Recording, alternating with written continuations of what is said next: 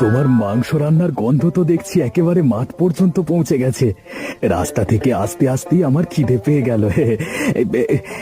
এই বর্ষার দিনে একেবারে তোমার কষা মাংস দেখছি জমে যাবে গরম গরম ভাতের সাথে। এসো এসো, বৃষ্টির মধ্যে রান্না করছিলাম আর তোমার জন্য খুব চিন্তা হচ্ছিল গো।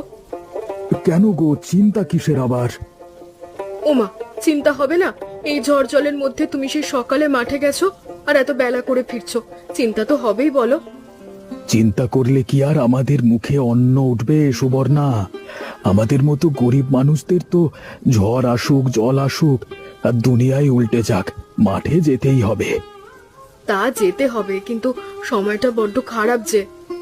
সত্যি আমি তাই ভাবছি, এরকম ভাবে যদি বৃষ্টি চলতে থাকে তাহলে তো গ্রামে বন্যা হতে আর বেশি সময় লাগবে না। কেন, ওদিকে কি জলে ভরে গেছে নাকি? এবছর ধরে নাও মুখে অন্ন উঠবে না। এই যে আজকে তুমি ভালো মন্দ রান্না করেছো, একটু এটাই বোধহয় এবছরের শেষ খাওয়া। কি বলছো গো তুমি? ঠিক বলছি, আমাদের মাঠ পুরো জলে ডুবে গেছে। যা ধান হয়েছিল তা একদিনের মধ্যে বৃষ্টি না থামলে পচে গলে যাবে। গ্রামের সবার একই অবস্থা, লোকের বাড়িতে জল উঠতে শুরু করে দিয়েছে এর মধ্যে। তাহলে তো খুব চিন্তার বিষয়।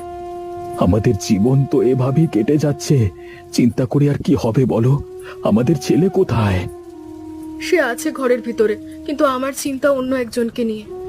কাকে নিয়ে গো?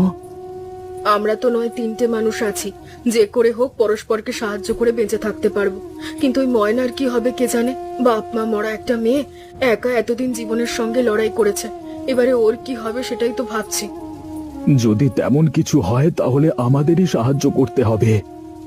যাই হোক, তুমি আর দাঁড়িয়ে দাঁড়িয়ে কথা বলো না, আমার রান্না হয়ে গেছে, খাবারটা এবার ঠান্ডা হয়ে যাবে, তাড়াতাড়ি এসো তুমি। আমারও পেটের ভেতরে নাড়ি ভুঁড়ি একেবারে তোল পার করে উঠছে গরম গরম ভাত আর মাংস কষার লোভে। এই যাচ্ছি আর দৌড়ে আসছি ছেলেকে নিয়ে, জমিয়ে খাওয়া যাবে আজকে। কইরে বাপন, কোথায় গেলি তুই?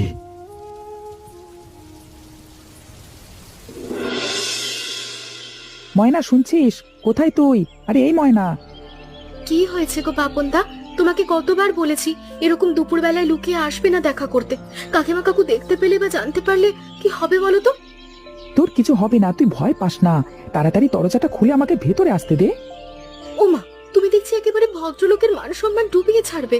আমি একা বাড়িতে মেয়ে মানুষ থাকি, আর তুমি আমার বাড়িতে কেন দুপুর বেলায় আসবে?